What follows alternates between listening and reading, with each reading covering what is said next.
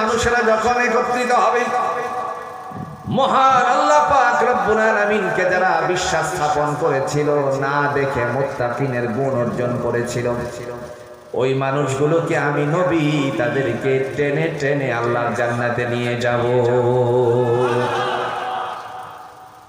রাসূল বলেন, আসআদুন নাসি বিশাফাআতি ইয়াউমাল কিয়ামা, ময়দানে হাসরের মধ্যে তারাই আমার সুপারিশের সৌভাগ্যবান হবে, তারাই সুপারিশের যোগ্য হবে যারা দুনিয়ার জমিনে মান ক্বালা লা ইলাহা ইল্লাল্লাহু খালিসান কলবিহি আও নাফসি, যারা অন্তরের অন্তঃস্থল থেকে বিশ্বাস করে আল্লাহ পাক এক, অদ্বিতীয়, তার সাথে কোনো শরীক নাই, এই কথার উপরে যারা ঈমান এনেছে, আল্লাহর নবী বলেন তাদেরকে আমি নিয়ে তারপরে জান্নাতে যাব, এরাই আমার সুপারিশের ভাগীদার হয়ে যাবে।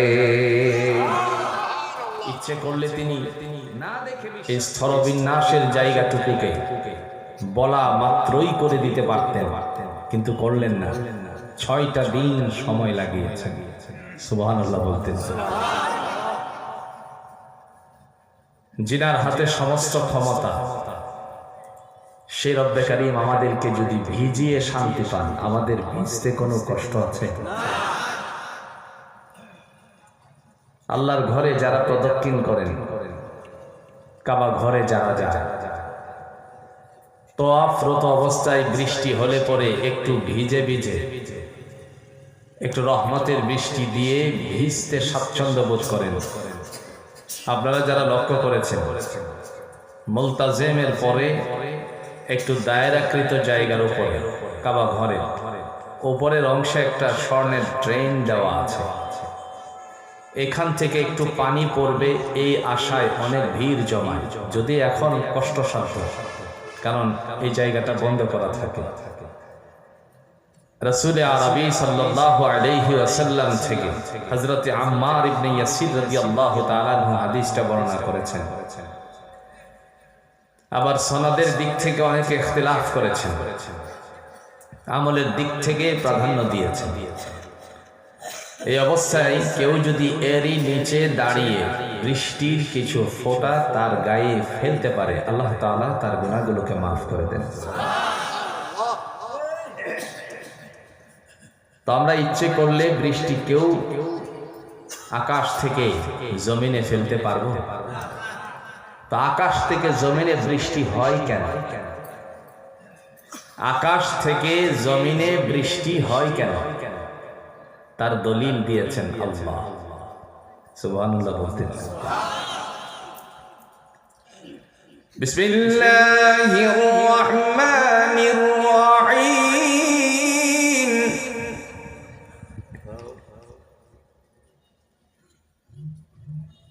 আল্লাহ পাক তিনি এই জমিনটাকে উর্বর করার জন্য যে বৃষ্টি দিচ্ছেন, তার প্রমাণ দিচ্ছেন কোরআন দিয়ে।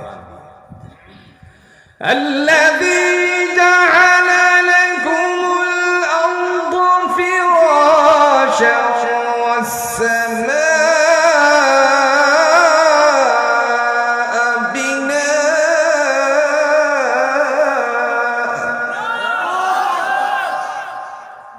وأنزل من السماء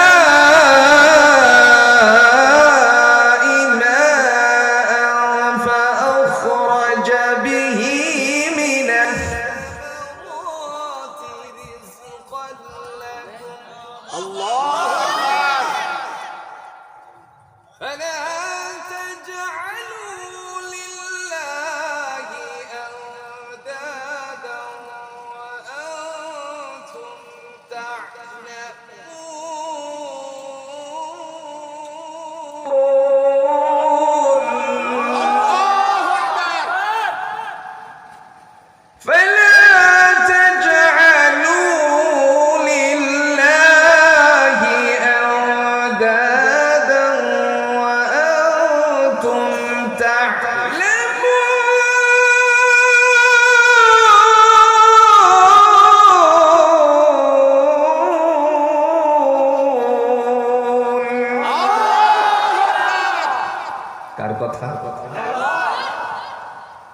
কোরআনুল হাকিমের সূরাতুল বাকারার ৩য় নাম্বার পৃষ্ঠায় মহান আল্লাহ বলেন, বৃষ্টি কেন দেই শোনো।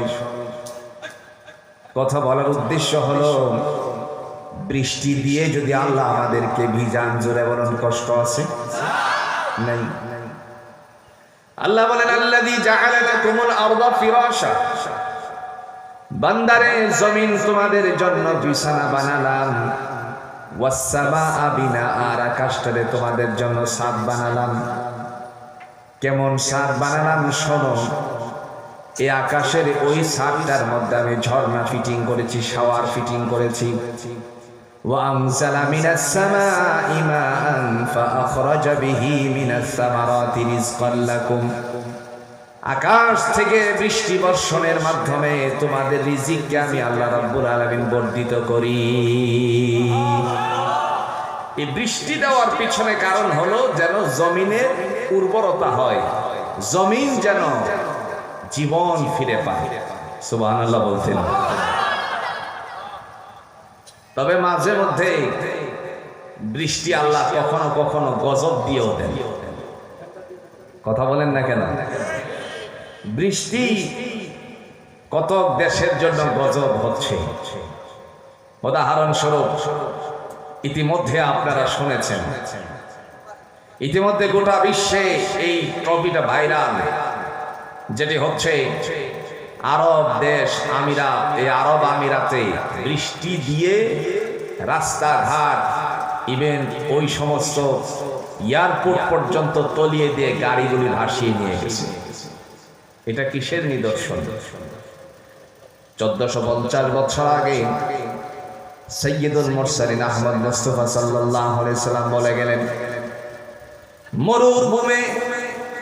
মরুর বুকে ঘাস জন্মাবে, অনায়াসে বড় বড় বৃক্ষ সমূহ তারা সজীবতা ফিরে পাবে।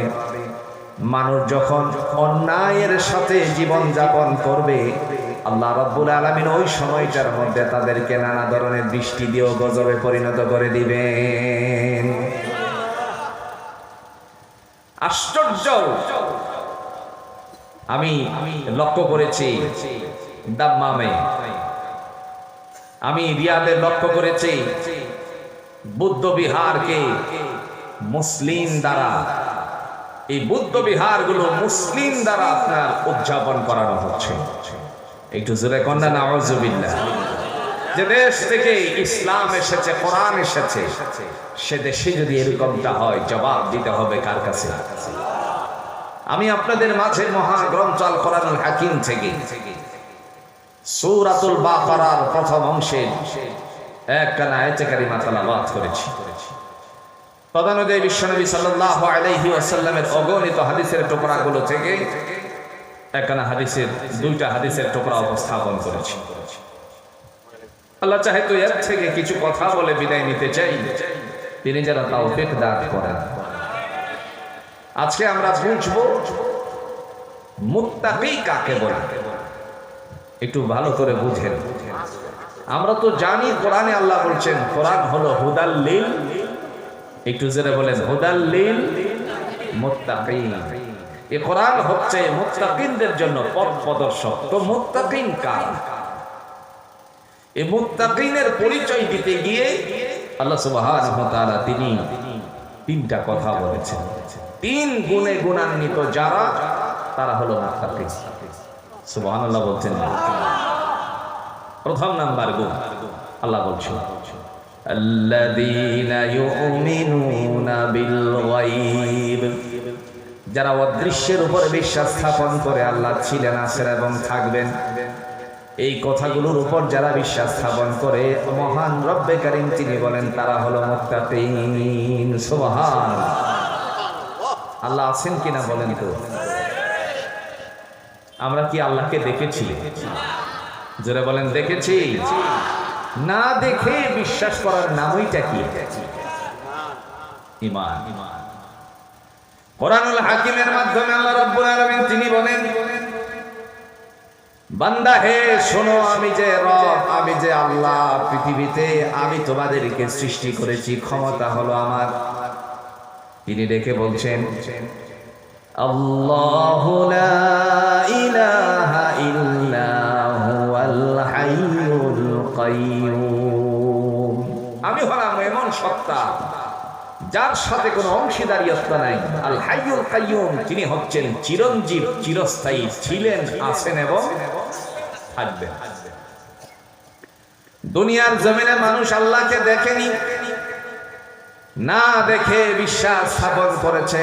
সাইয়্যিদুল মুরসালিন আহমদ মুস্তাফা সাল্লাল্লাহু আলাইহি সাল্লাম এই কথাটাই উপস্থাপন করেছিলেন। আপনারা যারা হজ করেছেন অথবা দীর্ঘদিন সৌদি আরবে ছিলেন, আপনাদের জানা আছে রাসূল আরবি সাল্লাল্লাহু আলাইহি ওয়াসাল্লাম তিনি পৃথিবীর সমস্ত মানুষগুলোকে ডাক দিয়ে বললেন, শোনো রে আল্লাহর বান্দারা, ময়দানে হাসাত রব্বুল আলামিনকে যারা বিশ্বাস স্থাপন করেছিল, না দেখে মুত্তাকিনের গুণ অর্জন করেছিল, ওই মানুষগুলোকে আমি নবী তাদেরকে টেনে টেনে আল্লাহর জান্নাতে নিয়ে যাব।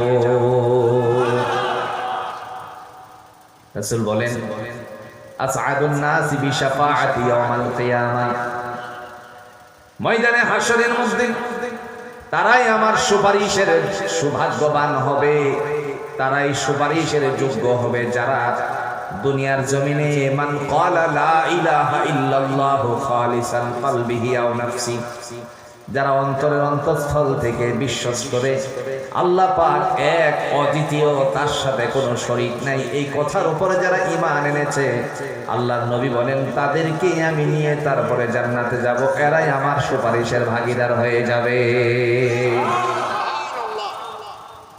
না দেখে বিশ্বাস করার নামে কি? আজ থেকে 50 বছর আগে কাহারো 30-40 বছর আগে ফুরকানিয়ার কথাটা মনে করে ইমাম সাহেব পড়াচ্ছিলেন মক্তবে। নাসাই শরীফের হাদিস, রাসূলুল্লাহ সাল্লাল্লাহু আলাইহি সাল্লাম বলছেন, 7 বিষয়ের উপরে যাদের বিশ্বাস আছে তারা ঈমানদার। কয় বিষয়? তার মধ্যে প্রথম নাম্বার হলো আমানতু বিল্লাহ, ঈমান এনেছি আল্লাহ তোমার উপরে। কথা কোন আমরা দেখছি কি দেখিনি? উম্মতের একজন হাকিম ছিলেন, যার নাম ছিল আশরাফ আলী থানভী রাহমাতুল্লাহ আলাইহি। জাতির মানুষকে আল্লাহর দিকে ডাকার সময় একজন উগ্রবাদী মানুষ সামনে উপস্থিত হয়ে গেল। আমাদের দেশে তাদেরকে বলা হয় নাস্তিক। বলেন তো নাস্তিক কথাটা বাংলাদেশে পরিচিত কিনা? নাস্তিকবাদের বিশ্বাসশীল বাংলাদেশে জুড়ে বলুন তো মানুষ আছে কিনা যাদেরকে বলা হয় নাস্তিক? যা কিছু হয় প্রকৃতির থেকে, আল্লাহ বলতে কিছুই নাই। জুড়ে কোন নাউযুবিল্লাহ। ওরা আল্লাহ মানে না। বিশেষ করে বাংলা সাহিত্যের উপরে যারা পড়াশোনা করে, এদের মধ্যে বেশিরভাগ নাস্তিক রূপে রূপান্তরিত হয়। কারণ তারা আল্লাহর সাথে পরিচিত কম হয়, এরা প্রকৃতির সাথেই পরিচিত বেশি হয়। কথা বলার উদ্দেশ্য হলো,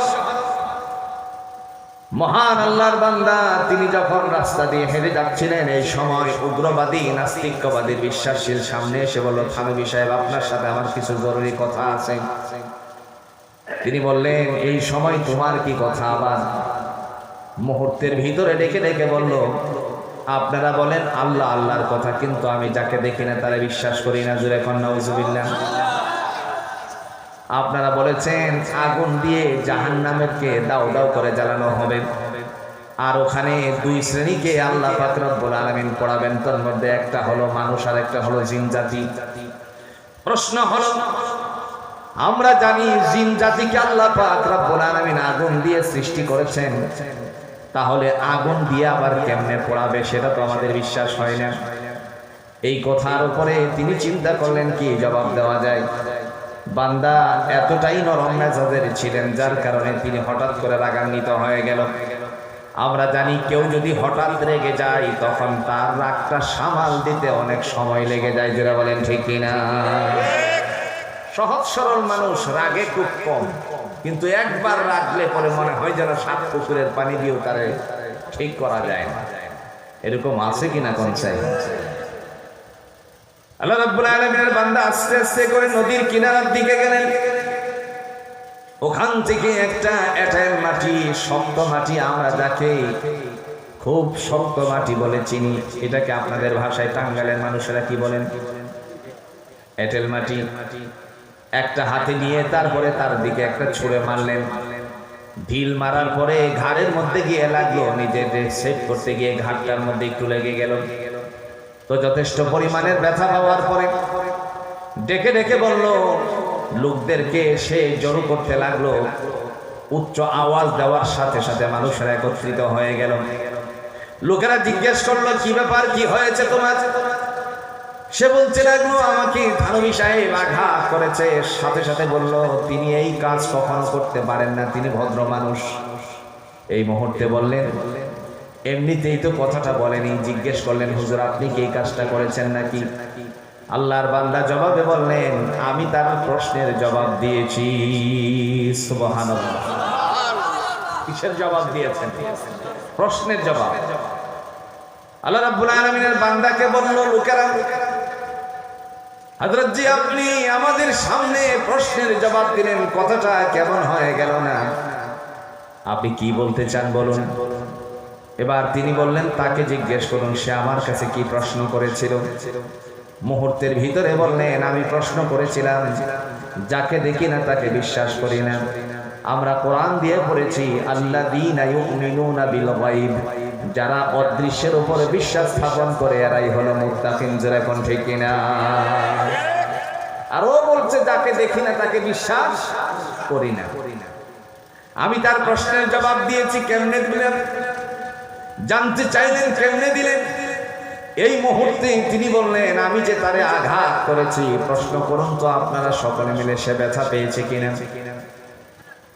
এই মুহূর্তে বলছেন, হ্যাঁ আমি ব্যথা পেয়েছি। আবার বললেন, আঘাত যে করেছি তারে কি দিয়ে আঘাত করেছি। মুহূর্তের ভিতরে দেখে দেখে বলল, আমাকে মাটি দ্বারা আঘাত করেছে। তিনি বললেন, প্রথম প্রশ্ন ছিল, যাকে দেখে না তাকে বিশ্বাস করে না। এবার আমার প্রশ্ন হলো, ব্যথা যে পেয়েছে সে আপনাদেরকে বলুন তো খুলে দেখাতে। বলুন তো, ব্যথা কখনো কাহারও দেখানো যায় নাকি? প্রশ্নের জবাবে সে বলল, ব্যথা কি কখনো দেখানো যায়? থানবী রাহমাতুল্লাহ আলাইহি বললেন, ও আল্লাহর বান্দারা ফরমান, নিজের গায়ের ব্যথাটা উপস্থিত জনতাকে দেখাতে পারো না, যে আল্লাহ তোমারে সৃষ্টি করলো, সে আল্লাহরে তুমি কেমনে দেখবে? ঠিক না বলেন? কিন্তু আল্লাহ আসেনি। একটু জোরে বলেন তো, আল্লাহ আসেনি। যে আল্লাহ তোমাকে সৃষ্টি করেছেন সে আল্লাহকে তুমি কেমনে দেখবে? প্রশ্নটা যখন এই মুহূর্তে উঠেই গেল, আল্লাহ সুবহানাহু ওয়া তাআলার বান্দার সাথে সাথে সাথে সাথে তার দিকে এই প্রশ্নের জবাবের জন্য তিনি ছুঁড়ে মারলেন। বলতেছেন, শোনো, মহান আল্লাহ তোমার জন্য ফয়সালা করেছেন। এই জন্য আল্লাহর দলিল কোরআন দিয়ে দিয়েছেন। আল্লাহ এক না অদ্বিতীয়? দুটাই তো এক কথা। আল্লাহ এক না তার সাথে কোনো শরীক আছে? একটু জোরে বলেন তো, আল্লাহর কাছে শরীক আছে? শরীক নাই। নাই যে শরীক, তার উপরে বিশ্বাস করার নামটাই হলো মুত্তাকিনের পরিচয়। জোরে কোন সুবহানাল্লাহ। তার প্রমাণ সূরাতুল বাকারা আল্লাহ 163 নম্বর আয়াতের মধ্যে তিনি উল্লেখ করেছেন। আল্লাহ যে এক, আপনারা বলছেন আল্লাহ এক, এর প্রমাণ দিচ্ছেন সূরাতুল বাকারার 163 নম্বর আয়াতে। ওয়া ইলাহুকুম ইলাহু ওয়াহিদ লা ইলাহা ইল্লা হুয়ার রাহমানুর রাহিম। মুত্তাকিনের পরিচয় দিতে গিয়ে সূরাতুল বাকারার 163 নম্বর আয়াতে আল্লাহ এই কথাটার ব্যাখ্যা করতে গিয়ে তিনি বললেন, ওয়া ইলাহুকুম ইলাহু ওয়াহিদ, তোমাদের উপাস্য একমাত্র উপাস্য, লা ইলাহা ইল্লা হুয়া, তিনি ছাড়া আর কোনো ইবাদতের মালিক নাই, উপাসনাকারী নাই। তার মানে যত সিজদা আছে, জোরে বলেন, আমরা দিব কারে? না কোনো মাজারে? বাংলাদেশে মাজার কম না বেশি? মোটা যদি বটগাছ থাকে সেটাও বড় ছা হয়ে যায়, ঠিক না করে? লাল শালু কাপড় পরিয়ে তারপরে তাকে শাহ বানিয়ে দেয়। ইতিহাসের পাতায় স্বর্ণাক্ষরে করে লিখা, মহান আল্লাহ রাব্বুল আলামিন তিনি তার এক বান্দার জন্য বেলায়েতের দরজা খুলে দিয়েছিলেন। আল্লাহর বান্দাকে এত বেশি প্রিয় মনে করেছিলেন, তিনি ছিলেন লোকমান, যার বিষয়ে কোরআনুল হাকিমে জুড়ে বলুন তো একটা সূরা আছে কিনা? সূরাতুল লোকমান। তিনি নবীও না রাসূলও না, নবীও না রাসূলও না, তো লোকমানের নামে আল্লাহ সূরা নাজিল করলেন, কারণটা কি?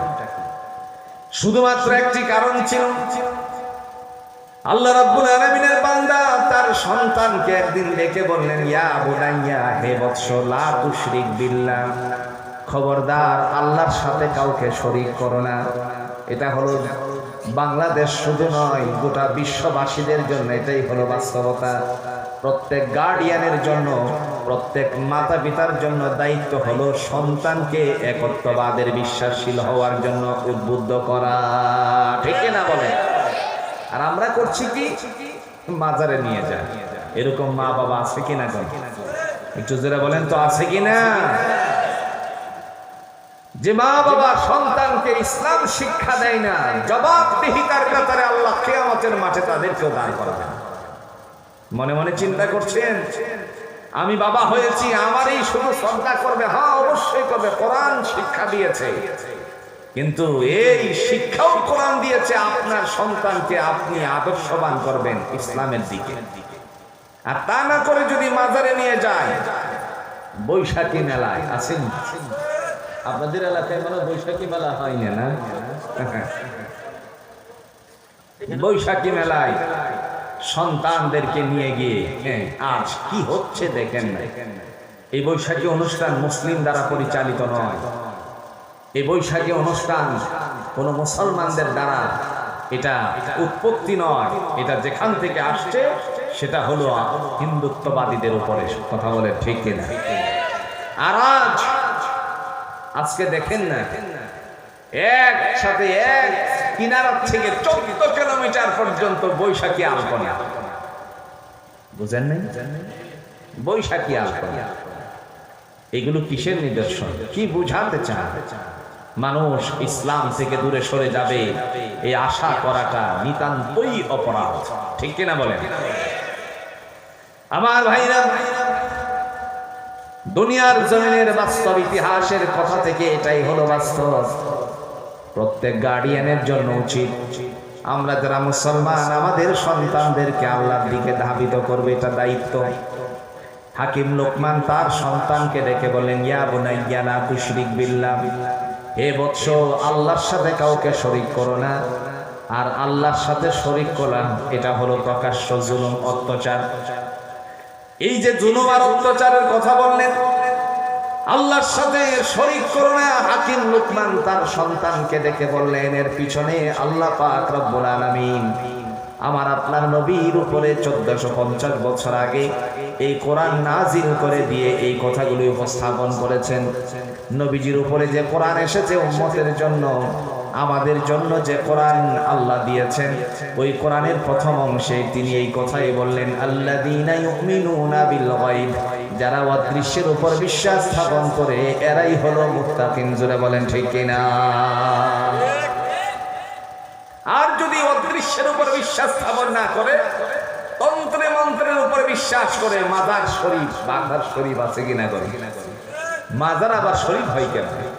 যেখানে গামজার টান হয় সেখানে আবার শরীফ হয় কেন? ভদ্রতার এখানে ছোঁয়াটা লাগলো কেন? পৃথিবীর সব গুনাহ আল্লাহ মাফ করে দিতে পারে। ওয়াল্লাহি বিল্লাহি তাল্লাহি, আল্লাহর শপথ করে বলি, আল্লাহ শিরকের গুনাহ মাফ করবেন। পৃথিবীর সব গুনাহ মাফ করে দিলেও শিরকবাদীকে আল্লাহ মাফ করবে না। দলিল আল্লাহর কোরআন।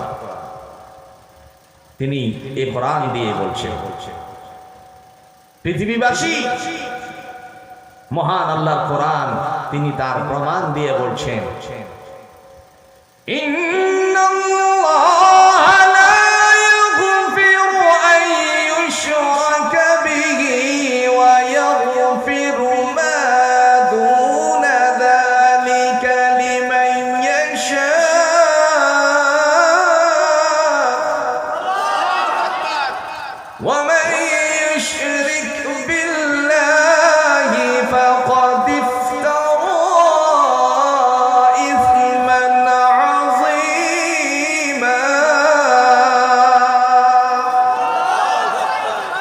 আল্লাহ রাব্বুল আলামিন তিনি বলেন নিঃসন্দেহে তাকে ক্ষমা করা হবে না, তাকে ক্ষমা করা হয় না যে আমি আল্লাহর সাথে শরীক করে।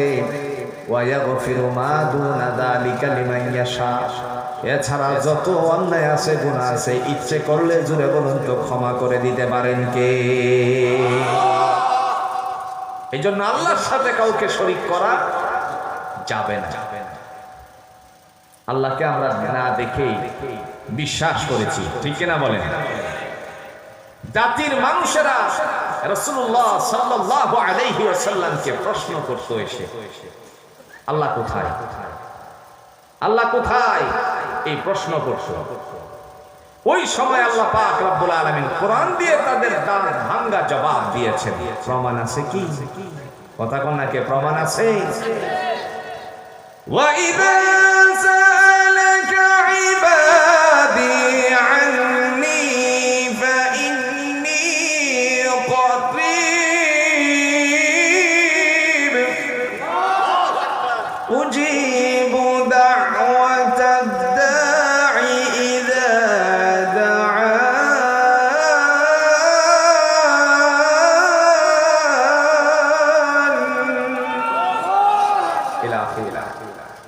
কোরআনুল হাকিম আল্লাহ বলেন প্রশ্নকারীরা প্রশ্ন করে আমি আল্লাহ কোথায়? নবী আমার তাদেরকে আপনি বলে দেন আমি অতি সন্নিকটে। কতটুকু সন্নিকটে? মনে করেন আপনাদের এই মাঠ থেকে মনে হয় 200 গজ দূরে নাকি আল্লাহ? কথা বলেন না কেন? আল্লাহর একটা সিংহাসন আছে, সেই সিংহাসন হলো আরশে আজিমে। কোরআনের এই আয়াত দ্বারা তিনি বলেন মানুষরে শোনো, আমার বান্দা বান্দি শোনো, ইন্নী করিব, আমি তোমাদের অতি সন্নিকটে। জুড়ে বলেন সুবহানাল্লাহ। কতটুকু সন্নিকটে তার প্রমাণ দিতে গিয়ে আরেক আয়াতে আল্লাহ বলছেন ওয়া নাহনু আকরাবু ইলাইহি মিন হাবলিল ওয়ারিদ। বান্দারে মানুষের মস্তিষ্কে বুদ্ধি সরবরাহের জন্য 40 জন জাপানের ডাক্তাররা মিলে গবেষণা করে একমত পোষণ করেছেন মানুষের মস্তিষ্কে বুদ্ধি সরবরাহের জন্য ঘাড়ে একটা রোগ আছে যাকে বলা হয় সাহেরা। আল্লাহ পাক রব্বুল আলামিন ডেকে বলেন ওই সাহেরার রোগের চেয়ে আমি অতি সন্নিকটে আছি। আল্লাযীনা ইউমিনুনা বিল গায়ব, যারা অদৃশ্যের উপর বিশ্বাস স্থাপন করে আল্লাহ বলেন তারা হলো মুত্তাকিন। সাইয়্যিদুল মুরসালিন আহমদ মুস্তাফা সাল্লাল্লাহু আলাইহি ওয়াসাল্লাম এই কথাগুলো এই সমস্ত মানুষের মাঝে উপস্থাপন করার জন্য মক্কি জীবনে একটি বড় পাহাড়ের মধ্যে দাঁড়িয়েছিলেন। আজও পর্যন্ত সেই পাহাড়ের অংশ বিশেষ আছে। আপনারা নিঃসন্দেহে দেখেছেন অনেকে হজ করতে গিয়ে নবীজি যেখানে থাকতেন সেই জায়গাটার মধ্যে এখন মক্কার সবচেয়ে বড় একটা লাইব্রেরি যেটা হলো মাকতাব। আমি এখানে বহুবার ঢুকেছি, এখন একটু কঠিন হয়ে গেছে। কথা বলার উদ্দেশ্য হলো এরই পিছনের পাহাড়, যে পাহাড়ের দিকে আল্লাহর নবী ইশারা করেছিলেন, আবার একটি উঁচু জায়গায় দাঁড়িয়ে ডাকটা দিয়েছিলেন ইয়া আইয়ুহান নাস, হে মানব সম্প্রদায়, কুলু লা ইলাহা ইল্লাল্লাহ তুফলিহুন, তোমরা যদি বলো আল্লাহ ছাড়া কোনো ইলাহ নাই, আল্লাহ ছাড়া কোনো মাবুদ নাই, সার্বভৌমত্বের কোনো মালিক নেই, তিনি তোমাদেরকে কামিয়াবি দান করবেন। এই সময় যারা বিট্টা করেছিল, যারা বিরোধিতা করেছিল, এদের অন্যতম লিডার আপনজন ছিল, আপনারা সবাই তারে চিনেন। নাম কি? আর একটু জোরে বলেন, নাম কি? গোটা পৃথিবী জুড়ে এমন কোন সন্তান নাই এই আবু জাহেলের পরে আর কোন সন্তানের নাম কোন গার্ডিয়ান আবু জাহেল রাখে না। আবু জাহেল খুঁজলে পাইবেন আপনাদের অঞ্চলে। আমি ভারতের ত্রিপুরা রাজ্যে, আসাম রাজ্যে, বেঙ্গালুরুতে, নয়াদিল্লিতে, কাশীপুরে, হলদিয়া, ওই অঞ্চলগুলোতে খুঁজে খুঁজে ঘুরে ঘুরে জিজ্ঞেস করেছি। আমি জিজ্ঞেস করেছি হিন্দু ভাইদেরকে, আপনাদের কাহারো সন্তানের নাম কি আবু জাহেল আছে? ওরা আমার উত্তর দিয়ে এই কথা বলল যে এটা অভিশপ্ত নাম, আমাদের সন্তানের রাখতে পারি। হিন্দু ভাইদের, হিন্দু সম্প্রদায়ের মানুষের কাছে যদি এটা অভিশপ্ত নাম হয়, তাহলে মুসলমানরা তো রাখার কোনো প্রশ্নই আসে না। আবু জাহেল, যার ইসলামের প্রথম জামানায় নাম ছিল আবুল হাকাম, সুকৌশলীর পিতা, সে পরবর্তীতে হয়ে গেল অজ্ঞের পিতা। এসে বলল আহমদ, রাসূলের আরেকটা ডাক নাম ছিল আহমদ। ডেকে বললেন আহমদ সাল্লাল্লাহু আলাইহি সাল্লাম, তুমি কিসের কথা বলো, কার কথা বলো? রাসূল বললেন চাচা, আমি একত্ববাদের বিশ্বাসশীল হওয়ার জন্য এক আল্লাহর কথা বলি। আরেকটু জোরে কন্যা সুবহানাল্লাহ। আবু জাহেল ডেকে ডেকে বলল শোনো, তোমার সাথে বার্গেনিং এ যেতে চাই না, কোনো বাগদণ্ডে লিপ্ত হতে চাই না। তুমি আর আমি চলো একটা সমঝোতায় আসি। এক সময়ের কথা, সমঝোতা কি? এই মুহূর্তে বলছে তুমি 1 মাস কিংবা 1 সপ্তাহ আমাদের 33 কোটি দেবতার নাম জপবে, আর আমরা 1 মাস কিংবা 1 সপ্তাহ তোমার আল্লাহর নাম সবাই মিলে জপবে। আর একটু জোরে বলেন না নাউযুবিল্লাহ।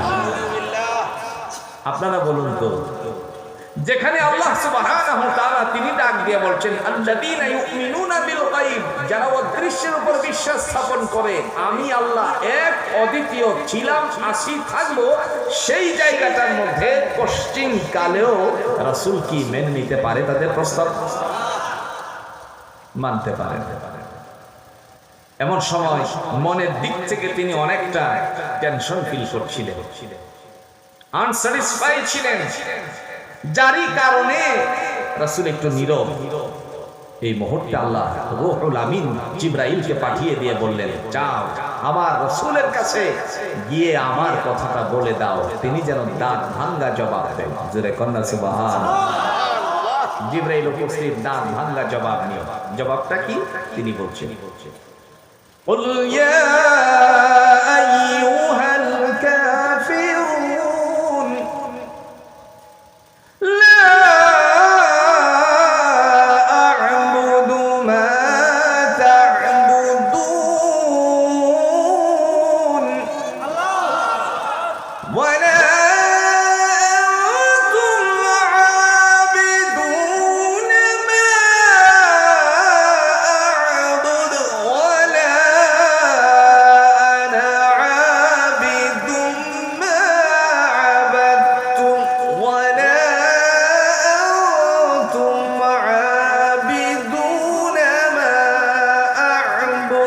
لكم دينكم ولي دين।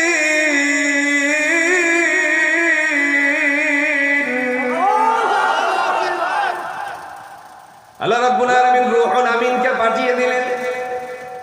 জিবরাইল আমিন এসে বললেন কুল ও নবী আপনি বলুন, এই প্রস্তাবকে ডিনাই করার জন্য, এর দাঁত ভাঙ্গা জবাব দেওয়ার জন্য আল্লাহ জিবরাইলকে পাঠিয়ে দিলেন সূরাতুল কাফিরুন দিয়ে। আপনি বলুন হে অবাধ্যচারীর দলেরা, হে কাফেরের দল।